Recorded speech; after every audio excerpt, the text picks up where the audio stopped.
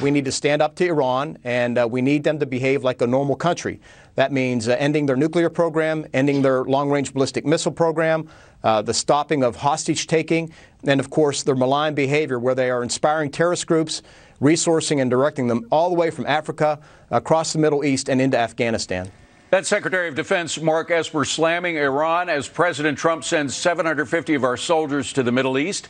Tensions remaining high as an Iranian-backed militia withdraws from the U.S. Embassy in Baghdad. At least for the moment, you're looking at new images of the destruction that they were responsible for this week. But former Obama State Department official Wendy Sherman is pointing the finger at President Trump. In a new op-ed, she writes, quote, "The attack on U.S. Embassy in Iraq shows Trump is failing. He walked into Iran's trap. He should have stayed in the Iran nuclear deal and made full use of sanctions and diplomacy. It is President Trump's failed policy toward Iran that has brought us to this combustible moment." Here now is Heritage Foundation national security expert, former U.S. Army Lieutenant Colonel James Carafano.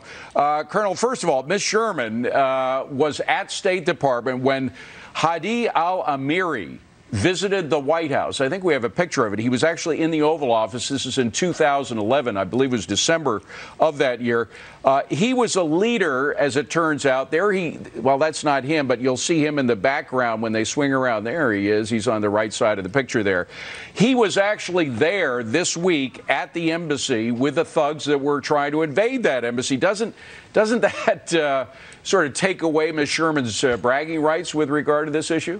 Yeah, look, bad Middle East policy is kind of like original sin. Every president's probably got something to be held accountable for. I mean, the reality is, why could Iran do what they did? Not just in attacking the embassy, but in having their militia attack U.S. forces over the last year. Remember, U.S. forces in Iraq, at the invitation of the Iraqi government to help the Iraqi people. And the reason why that happened is because now for almost a decade, Iran has been infiltrating into Iraq. They've been buying up militias. They've been buying up politicians. They've been buying up government officials. And they unleashed that against the United States.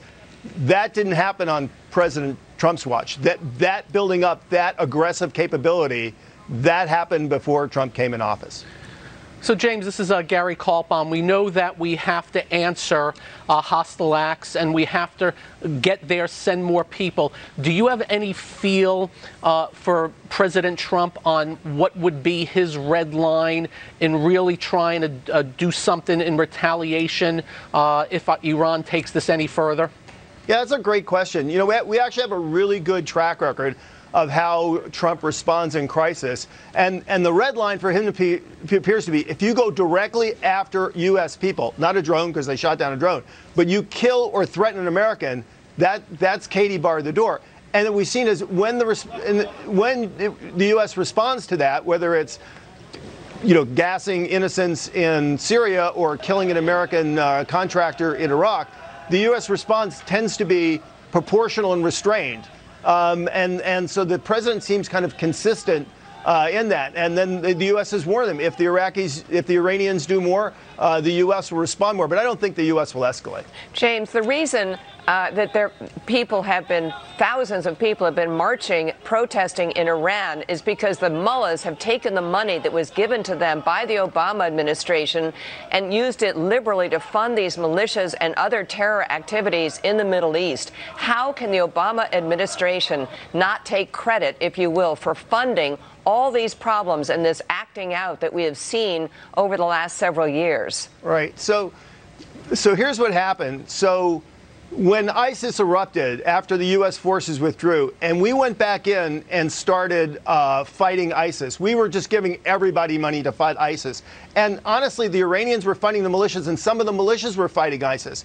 But they were also using those militias to oppress the Sunni minority population. And after ISIS was destroyed, what Iran did with all the capability it built in Iraq is it basically unleashed that against their political enemies. In Iraq today, if you're a politician and you don't agree with the U.S., we don't give you a visa, we maybe don't give you any money.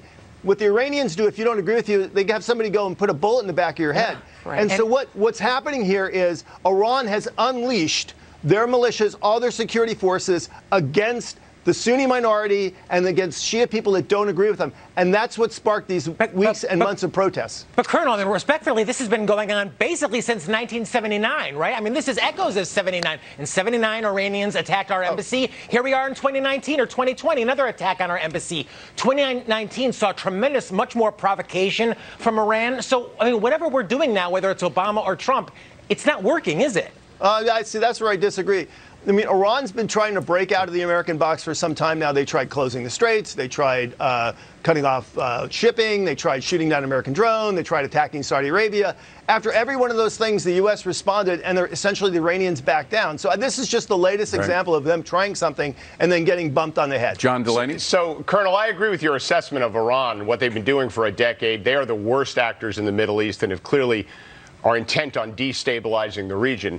The question is about the Iran nuclear deal. That was a flawed deal. I voted for it because I thought it was better than the status quo. What's your view on what we should be doing now? Because if our two choices with Iran are to negotiate another deal or continue down a path that could lead towards an escalation, how do you think about a new nuclear deal with Iran? I think there's an opportunity to potentially get back in a deal with a longer duration, because I think that was the real problem with that deal. It was just too short.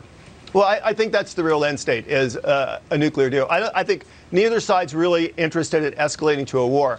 I think from the U.S. perspective, you have to keep the pressure up. That's the only thing that are going to tame the Iranians. But you're right. The goal here is to get this regime back to the table, to do a real sustainable deal that calms down the region in their fears about not only their nuclear program, but also their support for surrogates and their destabilizing activities. At some point, the Iranians are going to be the most isolated country on earth, or they're just going to have to come to the table. Colonel, thank you very much. Great analysis. We appreciate you being here. Happy New Year to you.